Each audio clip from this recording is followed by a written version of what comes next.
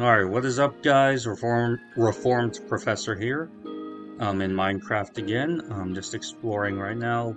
Still haven't done a name for the series. And so today, I'm continuing my little adventures, see what we get here. Um, Today I wanted to make a video on a topic that I have really been thinking about a lot, and that is on predestination.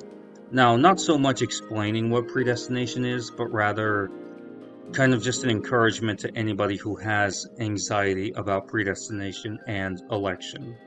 So maybe you've heard about predestination and election. Maybe you've heard the 5 points of Calvinism, and you're wondering, like, am I elect? And you're left looking inward to your own works to see if you can be sure that you're elect. Because I mean, what if you're trusting in Jesus now, but then you somehow end up not being chosen? Those are all real and valid concerns, and I think in parts it has to do with the fact that predestination and Calvinism often gets misunderstood by just about everybody. Um, and so today we're going to go over what it means, what predestination means, and how you can have confidence that you are in Christ, and just debunk some misconceptions. So, predestination, as I'm sure most everybody knows, or if you don't, I'll explain it. Predestination is a doctrine that chosen God has chosen who to save and who to pass over and leave in sin. Everybody has their own versions, like Lutherans, Provisionists, Arminians, Presbyterians, Calvinists. I'm coming at it from the Reformed Calvinist Presbyterian perspective. So, um, predestination, God chooses who to save, and the rest he leaves in their sin. Now, this is where the first misconception comes in. People think that God just creates people and just throws them in hell. But in reality, the fact of the matter is that we sinned. We sinned, and so we were all dead in sin, all on our way to hell. We all deserved punishment. But God, in His mercy, chose to um, certain certain people, and the rest He would just rightly pass over and just leave in their sin, to pay for their sin. It's like if you have a judge who has a group of criminals lined up and he chooses to pardon some. He would be completely just if he didn't pardon anybody. But the fact that he chose to pardon some is an act of mercy.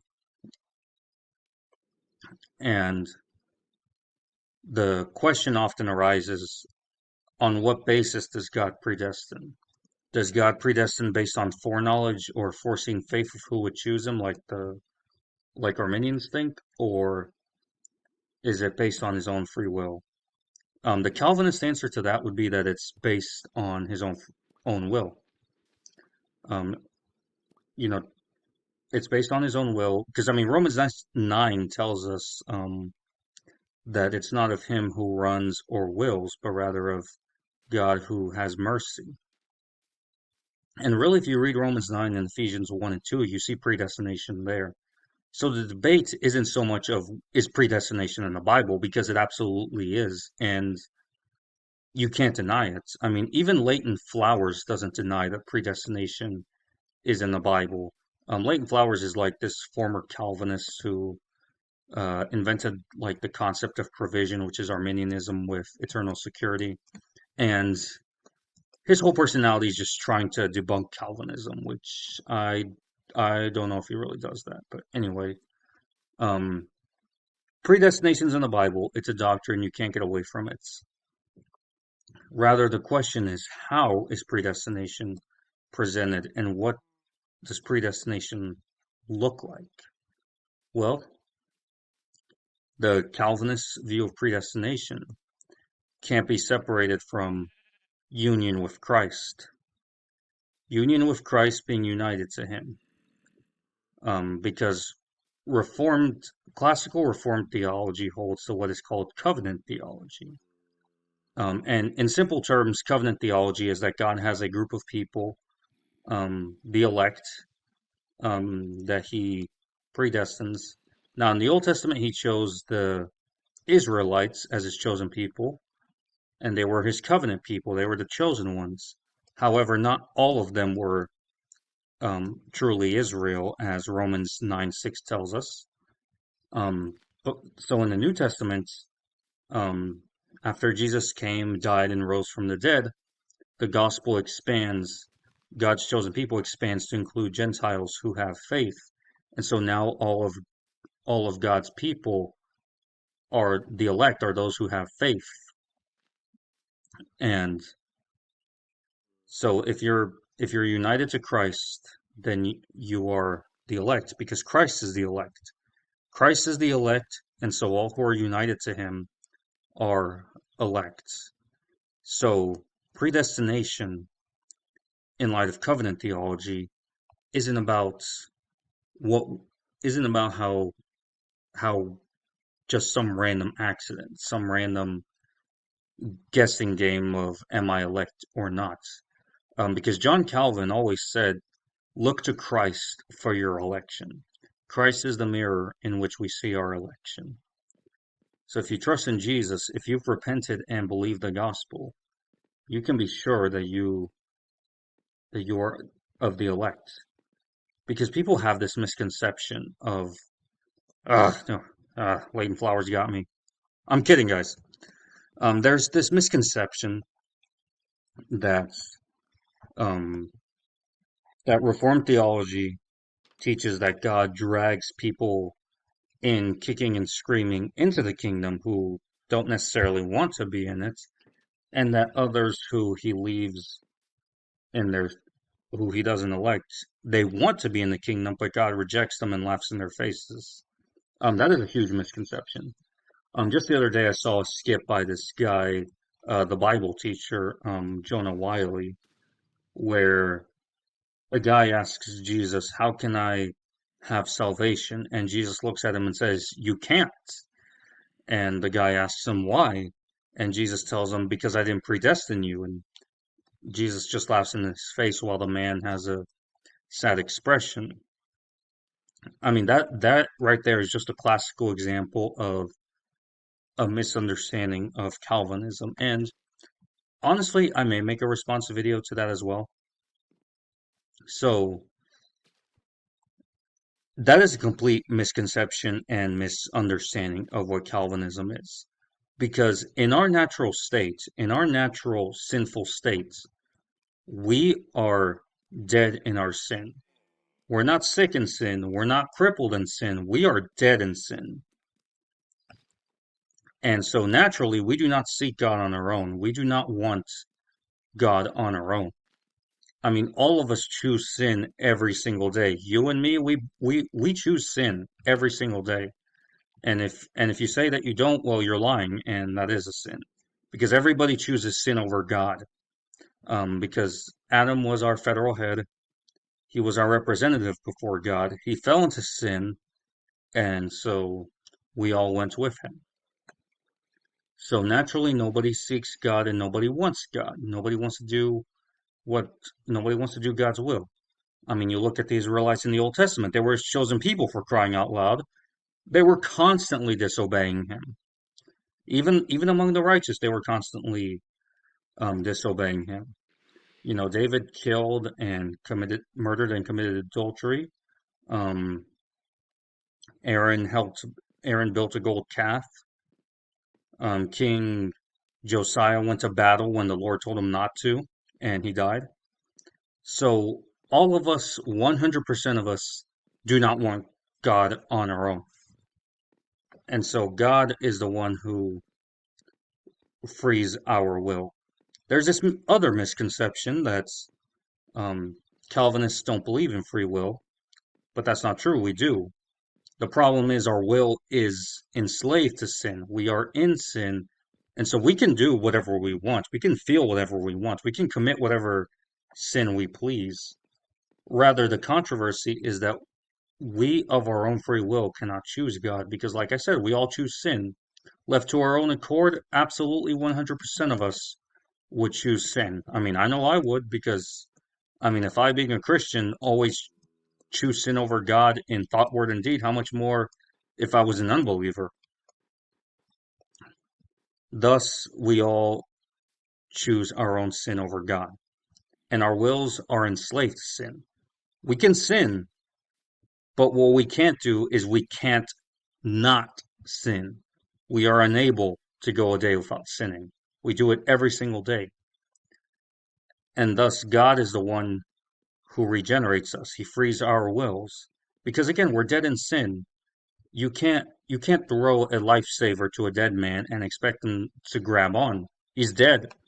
Something outside of him has to regenerate him. And so that's what God does for us Christians. He regenerates us, he frees our will. Regeneration precedes faith. And so the fact that you have repented and believed the gospel and your life is and you're persevering not because of your own manpower but because of Christ, because of God's grace, then you can be sure that you are united with Christ. I mean, if you have union with Christ, then you can be sure that you are elect. Look to Christ for your election. He is the mirror of your election. It's not your own good works. Because another issue that has arisen is that you have a lot of preachers nowadays who they only call themselves reformed on the basis of believing in predestination, the little TULIP acronym, the 5 points of Calvinism. Personally, I think that's a silly acronym and needs to be done away with. But they call themselves reformed based on that, but they have a completely different covenant framework. Or some of them, like John MacArthur, are just straight up dispensationalists. Um, but the issue is that from their perspective, they have to have a different version of covenant theology called 1689 federalism. Because if they were to embrace true Reformed covenant theology, then they would have to baptize infants, and that goes against what many of them believe, because many of these are Baptists who just believe in predestination, but they can't baptize infants, otherwise they would stop being Baptist. And that leads to another thing is that they often have a lower view of the sacraments. I know that there's some 1689 Baptists who do see the sacraments or ordinances, as they call them, as means of grace, which I commend them for that. But the completely symbolic view of the sacraments, I'm not a fan of. Because ultimately, it's Christ and where we find our election, looking to Him and what He did for us. But the sacraments can also provide help in a sense. Now, the sacraments, it's not that they magically give salvation or that you can just look to them and trust in them and boom, you're saved. No, rather because the emphasis on the sacraments isn't on the sacraments by themselves, the water, the bread, and the wine. Rather, it's on God who makes them effective because the sacraments, really what they are visible signs of invisible realities. So, water baptism, that's connected to spirit baptism. Water baptism doesn't save you, spirit baptism does. And that is the entry sign into God's covenant people. Baptism takes the place of circumcision. And so, what circumcision was in the Old Testament, baptism is now. So, you can remember your baptism and see that God has, um, that is part of God's promise, your entryway into the covenant people. As long as you remain in Christ and in faith, you can be assured. And likewise with communion, again, the bread and wine, um, they say bread and wine as we take communion, but they're connected to Christ's body and blood. And we feed on Him spiritually by faith. We become partakers of His body and blood by faith spiritually. And so there we can be assured that we are communing with Christ and that we are being united more to Him. Now, election and union with Christ, salvation, salvation isn't about how much are you united to Christ, like the Eastern Orthodox tend to think. Rather, it's are you united to Christ? Because, somebody who comes to faith early in life and lives to be 78 and has had union with Christ, they are just as much in Christ and one of the elect as somebody who is on their deathbed and comes to faith. So it's not a percentage of how united are you to Christ. It's are you united to Christ at all? And so really that's what it all comes down to, is that predestination is a sobering doctrine. I'm not going to deny that. I'm not going to downplay it. And it's one that can definitely make anybody tremble. But the important thing to remember is that it's not about looking to your works. It's not about trusting in yourself. It's about union with Christ. Christ is the elect, and all who are united to Christ are the elect. All who have union with Him. The fact that you have repented and believed the gospel, and God is going to give you the grace to persevere and to produce fruits and do good works. So you can rest in His sovereignty. You can trust that what Christ did is sufficient and that He is the mirror of your election.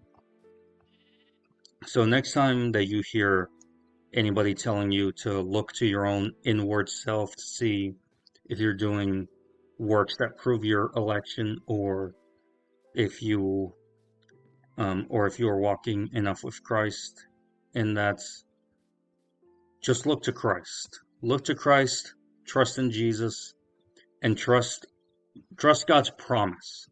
Trust God's promise, which is in Christ, that we are united to Him, and you can also look to what Christ does for us through the sacraments.